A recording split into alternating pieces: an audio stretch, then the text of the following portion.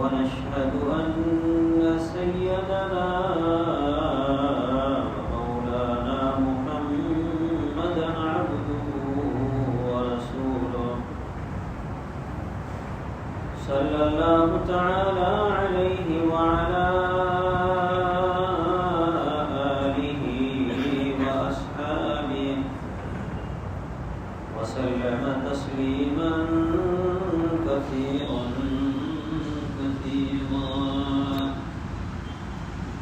أما بعد أعوذ بالله من الشيطان الرجيم بسم الله الرحمن الرحيم قد أفلح من تزكى وقال النبي صلى الله تعالى عليه وسلم الدنيا مزرعة الآخرة أو كما قال عليه الصلاة والسلام.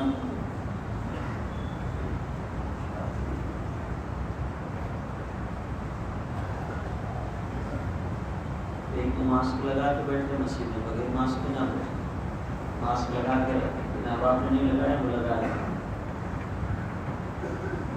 پوری بنا کے بیٹھے. بار بار تاکید اس لیے کی جا رہی ہے کہ رمضان شریف کا مبارک مہینہ آ رہا ہے. خدا نخواستہ جس طرح سے بیماری کے پھیلنے کی خبریں آ رہی ہے، اس اعتبار سے کہیں ایسا نہ ہو کہ مسجدوں میں آنے والے لوگوں کی تعداد محدود کر دی جائے اور ہم میں سے خود کتنے ایسے ان کو روک دیا جائے. اس لیے جو اللہ تبارک و تعالیٰ کی طرف رجوع کریں، توبہ کریں، اسی کے ساتھ ساتھ ان چیزوں کا خیال فرمائیں جو حکومت کی طرف سے صحت کے لیے، اپنی حفاظت کے لیے جو گائیڈ لائن جاری کی جاتی ہے ان کا ہمیشہ خیال فرمائیں. اور میں بار بار اس کی تاکید کرتا ہوں، صرف مسجد میں نہیں، آپ جہاں کہیں بھی جائیں ایک اچھے شہری ہونے کا ثبوت پیش کریں. اچھا شہری، پاک صاف پاکیزہ اس کی امیج ہو، ہمیشہ شریعت کے دائرے میں قانون کو فالو کرنے والا، مہذب ہو، تہذیب یافتہ ہو، جو قرآن کے سانچے میں ڈھلا ہوا ہو، حدیث پاک کے سانچے میں ڈلا ہوا ہو. مسلمان کہتے ہی اس کو ہیں کہ جو سراپا امن پسند ہو، خود بھی سلامت رہے اور اپنی طرف سے دوسروں کو بھی سلامتی میں رکھے. ملے تو السلام علیکم کہے کہ میری طرف سے تم سلامت ہو، اللہ تبارک و تعالیٰ کی سلامتی تمہارے اوپر نازل ہو. گویا سراپا سلامتی کی سلامتی، اسی سے مسلمان اور اسی سے اسلام. یہ نہیں کہ مسلمان وہ ہیں ایک پہچان نہیں بن جائے جو قانون کو توڑنے والا ہو، سنگل پہ کھڑا ہو تو قانون توڑے، بازار میں کھڑا ہو تو قانون کو توڑے، ضدی، ہر درم، بات کو نہ ماننے والا نہیں. ہم تو اس کے پابند ہیں. ہاں، شریعت کے دائرے میں ہو. پہلا قانون اللہ کا، پہلا قانون اللہ کا ہے. اللہ تبارک و تعالیٰ نے انسان کو پیدا کیا تو شیطان نے اعتراض کیا. اللہ تبارک و تعالیٰ فرماتے ہیں کہ میں انسان کو پیدا کروں گا. شیطان نے کہا اعلان نہیں.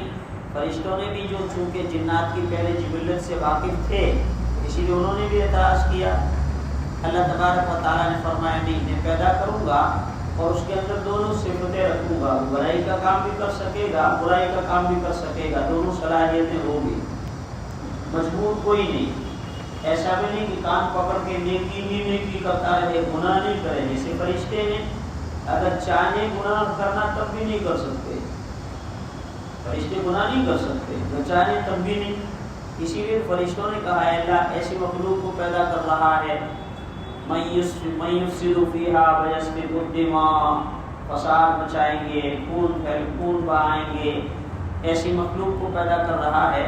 اللہ تبارک و تعالیٰ فرما دے تم تو گناہ کرتے نہیں، میں کس کو معاف کروں؟ میں غفور الرحیم کیسے کہہ لوں؟ کچھ تو ایسے بھی ہوں کہ جن سے گناہ ہو جائے، نافرمانی ہو جائے اور پھر سچے دل سے میری طرف متوجہ ہو کہ اللہ میرے سے گناہ ہو گیا، میں ان کو معاف کر دوں اور پھر میں غفور الرحیم کہلواؤں. انی انا التواب الرحیم، میں معاف کرنے والا ہوں. تم گناہ کرتے ہی نہیں، تم سے گناہ ہوتے ہی نہیں، تو کس کو معاف کروں؟ اور ایسا بھی نہیں کہ نیکی کرنا چاہے تو نہیں کر سکتا، نہیں، دونوں صلاحیتیں اس کے اندر رکھی ہے۔ اب شیطان نے قسم کھائی آدم علیہ السلام سے لے کر آخری انسان تک، اللہ کامیاب نہیں ہونے دوں گا، اس کو کامیاب نہیں ہونے دوں گا، میں اس کے سیدھے راستے پر بیٹھ جاؤں گا، لَأَقْعُدَنَّ لَهُمْ صِرَاطَكَ الْمُسْتَقِيمَ ثُمَّ لَآتِيَنَّهُمْ مِنْ بَيْنِ أَيْدِيهِمْ وَمِنْ خَلْفِهِمْ وَعَنْ أَيْمَانِهِمْ وَعَنْ شَمَائِلِهِمْ وَلَا تَجِدُ أَكْثَرَهُمْ شَاكِرِينَ، میں اس کے پیچھے پڑوں گا، اس کو کامیاب نہیں ہونے دوں گا، توبہ نہیں کرنے دوں گا، تیرا نام نہیں لینے دوں گا، اس کو جہنم میں جب تک نہیں پہنچا دوں گا تب تک چین سے نہیں بیٹھوں گا، لَأَقْعُدَنَّ لَهُمْ صِرَاطَكَ الْمُسْتَقِيمَ ثُمَّ لَآتِيَنَّهُمْ مِنْ بَيْنِ أَيْدِيهِمْ وَمِنْ خَلْفِهِمْ وَعَنْ أَيْمَانِهِمْ وَعَنْ شَمَائِلِهِمْ، آگے سے، پیچھے سے، دائیں سے، بائیں سے، ہر اعتبار سے اس کے اوپر حملہ کروں گا اور اس کو گمراہ کر کے چھوڑوں گا، جہنم میں ڈلوا کے چھوڑوں گا۔ اللہ تبارک و تعالیٰ نے فرمایا مجھے بھی اس کو نوازنا ہے، توبہ کا دروازہ کھلا رکھوں گا، توبہ کا دروازہ کھلا رکھوں گا اور اس کو اپنی رحمت کی طرف بلاؤں گا۔ ساری زندگی کفر جیسی ناپاک گندگی میں پڑا رہے، گناہ پہ گناہ کرتا رہے، ساری زندگی بغاوت والی زندگی گزارے، شیطان کے نقش قدم پہ چلتا رہے، میری کھا کے غیروں کے آگے سجدے کرتا رہے، حاجت روا مشکل کشا کسی اور کو مانتا رہے، رزق میں دیتا رہوں، آخر وقت میں دل میں پچھتاوا ہوئے اور سچے دل سے کہہ دے لا الہ الا اللہ محمد رسول اللہ، اللہ اب تجھے مانتا ہوں۔ اللہ فرماتے ہیں کہ ساری زندگی کے کافر کو اور پوری زندگی شرک کرنے والے کو آخر وقت میں غرغرے سے پہلے سچے دل سے توبہ کرتا ہے تو ساری کفر اور شرک کی گندگی کو بھی معاف کر دے گا۔ شیطان کے بیچارے کی پوری زندگی کی محنت بیکار گئی۔ یہ توبہ کا دروازہ آدم علیہ السلام سے لے کر کے آخری انسان تک، اور اللہ پاک فرماتے ہیں بیچارہ نادان انسان ہے، الانسان مرکب من الخطأ والنسیان، یہ گناہ اور نسیان دونوں کی مٹیریل سے بنا ہوا ہے، گناہ بھی ہوگا اور بھول بھی جائے گا، دونوں ہوں گے۔ اس لیے کوئی دعویٰ نہیں کر سکتا کہ میں تو بالکل گناہ کر ہی نہیں سکتا۔ ہاں، انبیاء اکرام وہ مٹیریل اللہ تبارک و تعالیٰ نے ایسا بنایا ہے کہ وہ معصوم ہے، گناہ نہیں کر سکتے، انبیاء اکرام سے گناہ نہیں ہوتا، وہ معصوم ہے، بخشے بخشائے ہیں۔ اور صحابہ کرام رضوان اللہ تعالیٰ علیہ اجمعین، ہمارا اہل سنت والجماعت کا عقیدہ ہے کہ صحابہ سے گناہ ہو سکتا ہے، لیکن اللہ نے اپنے حبیب کے صدقے میں کسی بھی صحابی کو گناہ پر باقی نہیں رکھا، توبہ کی توفیق دے کر کے اور ان کے گناہوں کو دھل دیا، پاک صاف کر دیے۔ صحابہ ہیں، وہ حق کے معیار ہیں، وہ ہدایت کے چراغ ہیں، وہ چمکتے ہوئے ستارے ہیں۔ اہتدیتم، صحابہ چمکتے ہوئے ستارے ہیں، ان کے پیچھے نقش قدم پہ چلو گے، کامیابی کی منزل تک پہنچاؤ گے۔ اس کے علاوہ ہر ایک سے گناہ ہوتا ہے اور معاف کر جاتے ہیں، جب وہ معافی مانگتے ہیں اللہ معاف فرماتے ہیں۔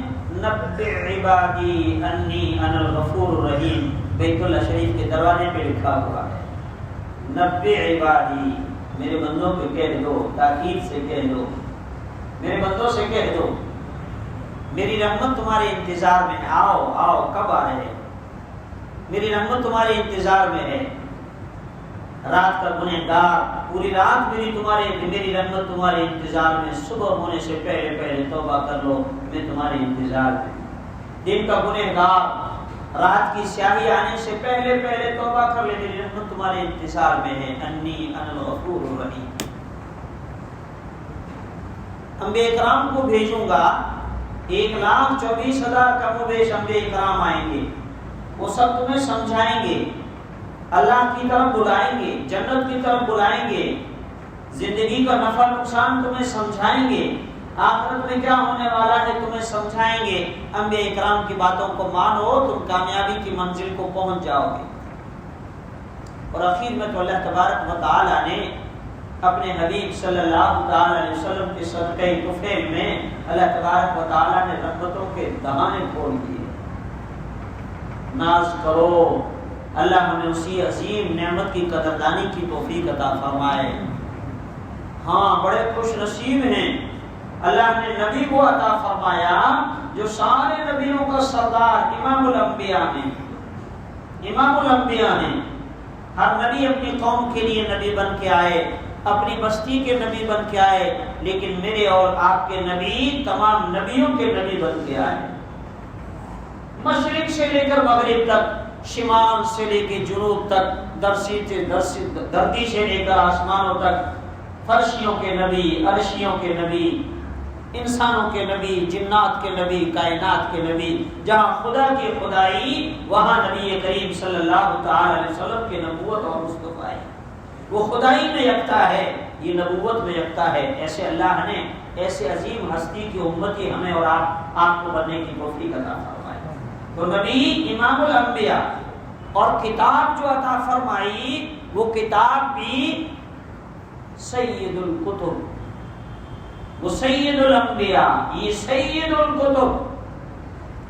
تورات بھیجی، زبور بھیجی، انجیل بھیجی، صحیفے عطا فرمائی، لیکن قرآن تو قرآن ہے. اللہ تبارک و تعالیٰ نے وہ علوم جو قرآن میں عطا فرمائے ہیں وہ اللہ انسان کے بس کی بات نہیں اس کو سمجھ سکے.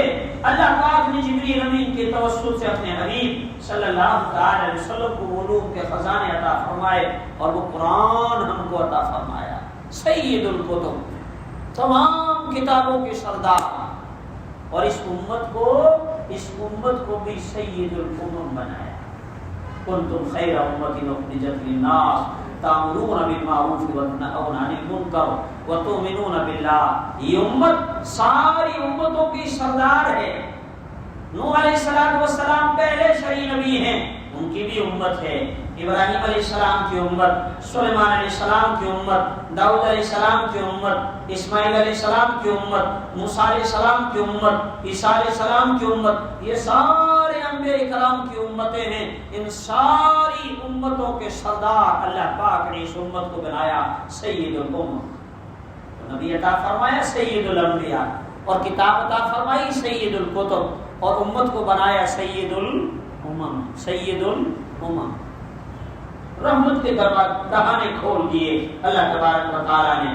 پہلی امتوں کی جو بہت بڑی بڑی عمریں، 500 سال کی عمر، 700 سال کی عمر، ہزار سال کی عمریں، 500 سال کے سجدے، 500 سال کی نمازیں، 500 سال کے خیرات، 500 سال کی تسبیحات، 1000 سال کی عبادتیں، اور کہاں یہاں 50-60 سال کی عمریں. اور 50-60 بین 60 و 70، 60 اور 70 کے درمیان کی عمر، اس میں سے 15 سال بالغ ہونے کی نکال دو، 60 میں سے 15 نکال دو، باقی کتنے بچے؟ 45. اور 45 میں آدھا کرو، آدھا دن اور آدھی رات جو سونے میں گزارتے ہیں، تو کتنے بچے؟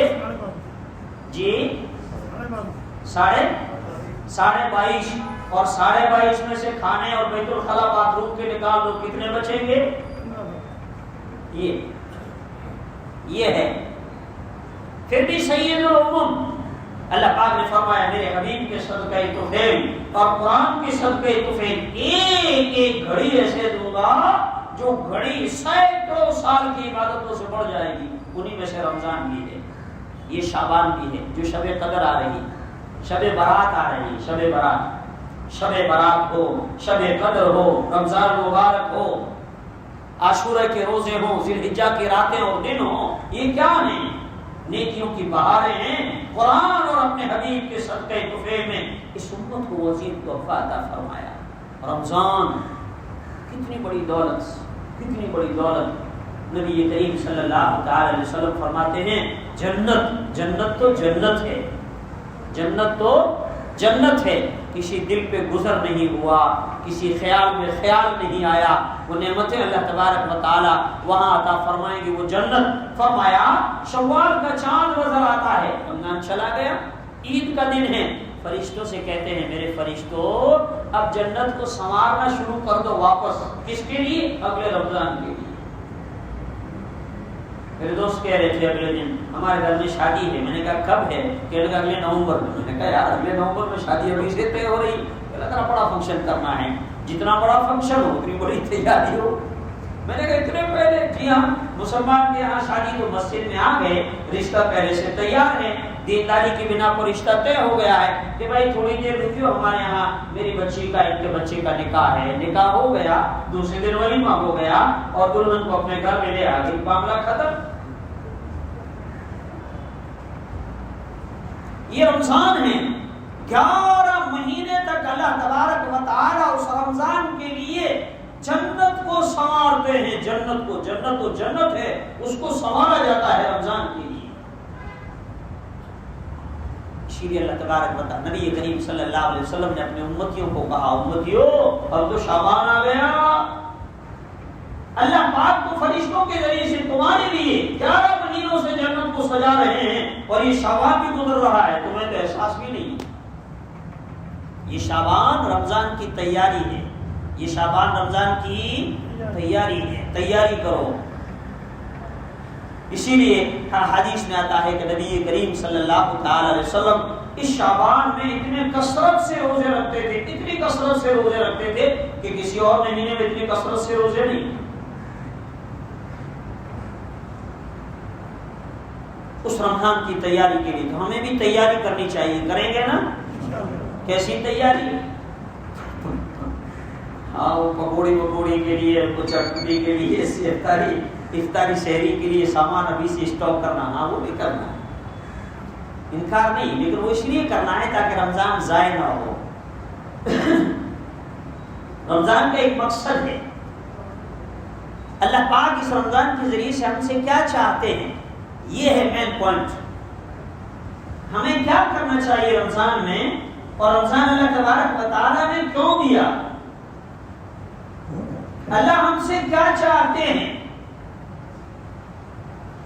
یا ایھا الذین آمنوا کتب علیکم الصیام کما کتب علی الذین من قبلکم لعلکم تتقون, لعلکم تتقون. یہ ہے مین پوائنٹ, مین مقصد اللہ تبارک و تعالیٰ کا, تاکہ تم متقی بن جاؤ. اللہ ہمیں متقی بنانا چاہتے ہیں, متقی بنانا چاہتے ہیں. اور متقی کہتے ہیں اللہ کے ڈر سے اللہ کو ناراض کرنے والے کاموں کو چھوڑ دینا. میرا اللہ ان چیزوں سے ناراض ہے, مجھے نہیں کرنا. ہمارے اللہ ناراض ہو جائیں گے, مجھے نہیں کرنا.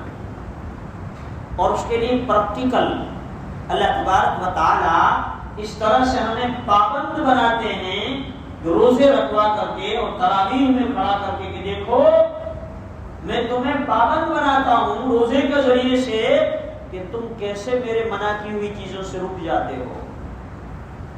کھانے پینے سے, حلال جگہ پر شہوت پوری کرنے سے, اور حلال پاکیزہ کھانے سے بھی اللہ پاک نے جس وقت کے لیے منع کیا ہم رک گئے. یہ ٹریننگ دی اللہ تبارک و تعالیٰ نے, اس کے ذریعے سے ہمارے اندر وہ چیز پیدا فرما دی کہ دیکھو میری منع کی ہوئی چیزوں سے تم رک جاؤ, اور جس چیز کا میں نے حکم فرمایا ہے اس کو تم کرنے والے بن جاؤ. یہ متقی, تقویٰ. تو اللہ ہمیں متقی بنانا چاہتے ہیں. کیا بنانا چاہتے ہیں؟ متقی, تقویٰ, اللہ کا خوف, اللہ کا ڈر, اللہ کی محبت. اللہ کی محبت ایسی دل میں آ جائے, ایسی دل میں محبت آ جائے کہ اللہ کی محبت میں ہم سب کو بھول جائیں. ایک ہمارا اللہ ہی ہمیں یاد رہے, اور عام دل کے اندر دل میرا ہو, یادیں تیری ہو, زباں میری ہو, حمد و ثنا تیری ہو, اور عام یہی دل میں تصور ہو جائے. اللہ تبارک و تعالی یہی چاہتے ہیں. اور دیکھو اسی میں شب برات بھی ہے. اب یہ شب برات ہے نا, اس میں اللہ تبارک و تعالیٰ کی رحمت خصوصی طور سے اپنے بندوں کی طرف متوجہ ہوتی. اور دیکھو ایک بات یاد رکھیے, اس میں کچھ کام کرنے کے ہوتے ہیں اور کچھ کام نہ کرنے کے ہوتے ہیں. یہ امت متوسط ہے, اعتدال, نہ اس میں افراط ہے نہ تفریط ہے. لیکن ہوتا یہ ہے کہ ہم تجاوز کر جاتے ہیں ان حدود کو. افراط اور تفریط, یا تو افراط کے شکار ہو جاتے ہیں یا تفریط کے شکار ہو جاتے ہیں. یعنی یا تو بالکل حدود چھوڑ کر آگے بڑھ جاتے ہیں, اور یا تو بالکل حدود چھوڑ کر کے پیچھے چلے جاتے ہیں. نہیں, راہ اعتدال، شریعت مطہرہ نے جو راستہ بتلایا ہے اور جو حدود متعین فرمائی ہے، ہم ان حدود کے اندر رہیں گے۔ دیکھو بیوی سے محبت کرنا اور حلال طریقے سے اس کے ساتھ زندگی گزارنا اللہ کا حکم ہے، لیکن بیوی کو اگر ماں کہہ دیا محبت سے آگے بڑھ کر کے تو ایسی محبت ہوگی کہ ہمیشہ کے لیے ہاتھ دھو بیٹھو، اور ایسی عداوت اور دشمنی بھی نہیں ہونی چاہیے کہ ان کے حقوق بھی تو ضائع کر دیں۔ تو افراط اور تفریط۔ اب دیکھیے اللہ تبارک و تعالیٰ اس رات میں اللہ کی رحمت اپنے بندوں کی طرف خصوصی اعتبار سے متوجہ ہوتی ہے، وہ تو ہر رات میں ہوتی ہے۔ تہجد کے وقت میں اللہ تبارک و تعالیٰ کی رحمت آواز دیتی ہے کہ نہیں دیتی؟ ہر رات تہجد کے وقت میں، بے شک اسی طرح سے رمضان میں، اسی طرح سے شب قدر میں، اسی طرح سے ذی الحجہ کی راتوں میں گاہے گاہے، میں نے کہا روزانہ اللہ تبارک و تعالیٰ کی رحمت متوجہ ہوتی ہے، لیکن شب برات میں خصوصی طور سے۔ اس میں کیا کرنا چاہیے اور کیا نہیں کرنا چاہیے؟ ایک الفاظ میں اگر اس کو تعبیر کرنا چاہیے تو سچے دل سے توبہ کرنی چاہیے، بس یہی خلاصہ ہے، سچے دل سے توبہ کرنی چاہیے۔ اور کیا کرنا چاہیے؟ شریعت میں اس کے لیے کوئی خاص عبادت نہیں ہے۔ دیکھیے جیسے تراویح ہے رمضان کے لیے، لیکن اس میں کوئی خاص عبادت نہیں کہ وہی کرنی چاہیے۔ بعض حضرات بولے 1000 رکعتیں پڑھنی چاہیے، آپ 1000 کیوں 2000 پڑھیے، 5000 پڑھیے، کس نے منع کیا؟ لیکن اس کا مطلب یہ نہیں ہے کہ 1000 پڑھیں گے تو کوئی اس کے اوپر وعدہ ہے، ہر سجدے پر اللہ کا وعدہ ہے، 1000 کی تحدید نہیں۔ اور یہ بھی ہے کہ ہر مسجد میں جا کر پڑھنی چاہیے، اللہ جانے کہاں سے لے کے آتے، اسی لیے بیچارے بھاگتے رہتے ہیں اللہ کی رحمت کی موتی کو ڈھونڈنے کے لیے، بائک لے کر کے اسپیڈ کے ساتھ، کبھی اس مسجد میں نہ کبھی اس مسجد میں نہ کبھی اس مسجد میں۔ اللہ کی رحمت آگے آگے بھاگتی ہے، یہ پیچھے پیچھے بھاگتے ہیں، اور ان کو نظر آتی ہے کہ رحمت کہاں کہاں بھاگ گئی۔ نہیں، گوشائے تنہائی میں بیٹھ کر خصوصاً عشاء اور فجر کی نماز، مغرب عشاء اور فجر کی نماز، یہ نماز یوں تو عہد کرو اس دن انشاءاللہ آج کے بعد باجماعت ہم مسجد میں تکبیر اولیٰ کے ساتھ پہلی صف میں ہم ہمیشہ نماز ادا کریں گے، زور سے بولو انشاءاللہ۔ لیکن کم سے کم اس رات کو تو کرنا ہی ہے۔ اس کے بعد گوشائے تنہائی میں بیٹھ کر کے اپنے اللہ کو راضی کیجیے۔ وہ گناہ جو نادانی میں ہو چکے ہیں، اللہ کی نافرمانی ہوئی ہو یا اللہ کے بندوں کے حقوق ضائع کیے ہوں، ماں باپ کے حق ہوں، اولاد کے حق ہوں، بھائی بہنوں کے حق ہوں، پڑوسیوں کے حقوق ہوں، جس کے حقوق ہوں، دن چھپنے سے پہلے توبہ کر کے ان حقوق کو ادا کرنے کا دل میں پکا ارادہ کر لیجئے، اور صلہ رحمی، قطع رحمی کی اگر لعنت میں گرفتار ہیں اس سے توبہ کر لیجئے، ورنہ دیکھو اللہ تبارک و تعالیٰ کی رحمت متوجہ ہے شب برات میں، اللہ پاک معاف کرنے والے ہیں، لیکن فرماتے ہیں کچھ ایسے گنہگار بلکہ بدنصیب ایسے ہیں کہ اللہ کی موسلادھار اس رحمت کی بارش میں بھی سوکھے رہ جاتے ہیں، کورے کے کورے، کچھ پلے نہیں پڑتا۔ اس میں پہلا شخص مشرک ہے، شرک سے توبہ نہ کرنے والا۔ اس لیے عقیدہ سب سے پہلی، ایمان سب سے پہلی شرط ہے، ایمان، اپنے عقیدے کو درست کیجیے۔ اسی طرح سے ماں باپ کا نافرمان، جس کے ماں باپ ناراض ہیں، وہ چاہے رمضان ہو نہ چاہے شب برات ہو چاہے شب قدر ہو، اگر ماں باپ کی نافرمانی کے گناہ سے توبہ نہیں کی ہے، ماں باپ کو راضی نہیں کیا ہے، دنیا میں موجود ہیں، ان سے معافی مانگ کر کے ان کو راضی نہ کیا ہو یا دنیا سے چلے گئے ہوں، ایثار ثواب اور ان کی مغفرت کی دعا کر کے ان کو راضی نہ کیا ہو، تو اس وقت میں چاہے شب برات ہو نہ چاہے شب قدر ہو چاہے رمضان کی راتیں ہوں، معاف نہیں، پوری رات سجدے میں گزار دیجیے۔ والدین ناراض ہیں، اللہ ناراض ہے۔ اسی طرح سے قطع رحمی کرنے والا، اپنے رشتہ داروں سے ناراض، بھائی بہن، عزیز و اقارب، رشتہ دار، صلہ رحمی، قطع رحمی، یہ قطع رحمی لعنت ہے اور صلہ رحمی اللہ کی رحمت ہے۔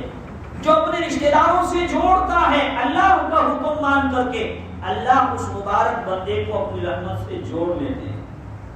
اور جو رشتہ داروں سے قطع تعلق ہی کرتا ہے، لاکھ جتن کرے، اللہ اپنی رحمت سے اس کو کاٹ دیتے ہیں۔ بڑا بد نصیب، بد قسمت ہے وہ انسان، اللہ اور اللہ کے نیک بندوں فرشتوں کی لعنت کا مستحق ہے وہ، کہ جو اپنے رشتہ داروں کے ساتھ قطع تعلق ہی کرے اور ان کے ساتھ میں رشتے کاٹ کے رہے۔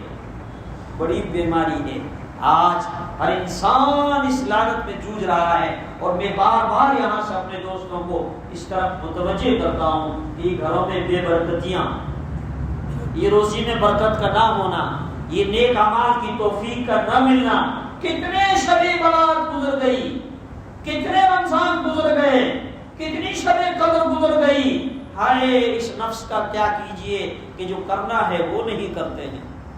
8-8 10-10 بکروں کی بلی دے دیں گے، کالا بکرا ہونا چاہیے، اتنا بڑا ہونا چاہیے، مرغا ہونا چاہیے، اس کلر ایسا ہونا چاہیے، چونچ ایسی ہونی چاہیے، یہ سب کریں گے۔ اور اگر کوئی وظیفہ بتلایا ہو وہ وظیفہ بھی کر لیں گے 1000 مرتبہ، گھروں میں بیٹھ کر، مسجدوں میں بیٹھ کر، لیکن جو کام کرنا ہے وہ نہیں کریں گے۔ جائیے والدین کے در پہ، جائیے اپنے ماں باپ کو راضی کیجیے تاکہ خدا کی رحمت متوجہ ہوں، اپنے عزیز و اقارب رشتہ داروں کے ساتھ صلہ رحمی کیجیے تاکہ اللہ کی رحمت متوجہ ہوں اور ہم معاف کیے جائیں۔ ہمارا نفس ہمیں دھوکہ دے رہا ہے، لمبی لمبی امیدیں باندھ رہا ہے، یہ شب قدرت برات گزر جائے گی، رمضان آ رہا ہے اس میں کر لیں گے، کیا کیا کیا معاملہ ہے، اور پھر رمضان آ جائے گا، پہلا عشرہ ہے، جب عید آ رہی، عید کے موقع پر کر لیں گے۔ یوں ہوتے ہوتے کتنے دوست قبرستان میں چلے گئے اور ہم بھی چلے جائیں۔ آج موقع ہے، یہ اتوار کی شام کو شب برات ہے، یہ موقع ہے، اس سے پہلے اپنے آپ کو اس منزل تک پہنچا دیجئے جہاں خدا کی رحمت متوجہ ہوتی ہے۔ اسی طرح سے شرابی ہے جو شراب سے توبہ نہ کرے، بدکار زناکار ہے جو بدکاری سے زناکاری سے توبہ نہ کرے، اسی طرح مسلمانوں کے لیے اور انسانوں کے لیے دل میں کینہ رکھنے والا، حسد رکھنے والا، کینہ رکھنے والا، چغل خور، یہ اپنے گناہ سے توبہ نہیں کرتا ہے، معافی نہیں، سود خور، تو اس طرح سے کافی یہ گناہ ہے جو گناہ کبیرہ ہے۔ میرے کہنے کا مقصد یہ شب برات، یہ رمضان المبارک کی آمد کے لیے یہ استقبال ہے، اور اللہ اپنے بندوں کو اپنی طرف متوجہ کر کے کوئی اللہ کا پیغام ہے، اے میرے بندو تمہارے لیے جنت سجائی جا رہی ہے، تمہارے لیے رحمت کا عظیم مہینہ رمضان آ رہا ہے، تمہاری بخشش کا تحفہ لے کے آ رہا ہے، اس سے پہلے میں نے شب برات دے دی ہے، شعبان دے دیا ہے، اپنے آپ کو اللہ کی رحمت کو متوجہ کرنے والے بنائیے، ان گناہوں سے توبہ کیجیے۔ تو میں نے عرض کیا اس رات میں سچے دل سے توبہ کریں جو میں نے گناہ بتلائیے، اور کرنے کا نام یہ بعض حضرات فرماتے ہیں کہ دیکھو اس رات کی کوئی حقیقت نہیں، حقیقت ہے اللہ کی رحمت اپنے بندوں کی طرف متوجہ، اور ایسا بھی نہیں ہے کہ صرف آج کی رات یعنی شب برات کو تم اگر رات بھر جاگ لیے تو اب آئندہ کچھ کرنے کی ضرورت نہیں ہے، نہیں، بعض یہ بھی ہوتے ہیں کہ شب برات شب قدر کو جاگ لو نا بس، روزی بھی بہت ساری، روزی میں بھی برکت کروا لو، نمازیں بھی معاف کروا لو، اللہ کو بھی راضی کروا لو۔ اللہ تو دل کے چور کو جانتے ہیں کہ کس لیے آیا ہے میدان، یہ کیوں آیا ہے، نہیں ایسا ہے۔ اسی طرح سے قبرستان جانا ہے، نبی کریم صلی اللہ تعالی علیہ وسلم ساری زندگی ایک مرتبہ قبرستان تشریف لے گئے شب برات میں، اور وہ بھی چپکے سے گئے، کسی کو اعلان کر کے نہیں کہ میں جا رہا ہوں میرے ساتھ چلو۔ اس لیے اگر کوئی زندگی میں ایک مرتبہ گیا قبرستان ایصال ثواب کے لیے، عبرت حاصل کرنے کے لیے، ویسے ایک بات سن لو، ایصال ثواب یا دعائے مغفرت ہم چاہے یہاں سے درود شریف پڑھ کے اور جتنا اللہ توفیق دے قرآن پاک پڑھ کر کے اپنے مرحومین کو ایصال ثواب کریں گے، تو چاہے یہاں سے کریں اور چاہے قبرستان پہ جا کے کریں، ثواب میں کوئی فرق نہیں۔ ہاں والدین کی قبر کی زیارت ایک الگ ہے، وہاں جاتے ہیں، عالم ارواح ان کو معلوم ہوتا ہے، لیکن اس کے لیے شب برات کی شرط ہو نہیں، گائے گائے جائیے اور زندگی میں اگر ایک مرتبہ چلے گئے تو کافی ہے، لیکن قبرستان کو میلہ گاہ بنا لینا عبادت گاہ کی جگہ پر نہیں۔ اس سے خصوصاً آج کے ماحول میں یہ کووڈ-19 کا جو یہ خبریں آ رہی ہے اور جس طرح اس میں اپنے آپ اگر آپ پہلے چلے گئے ہیں تو مت جائیے۔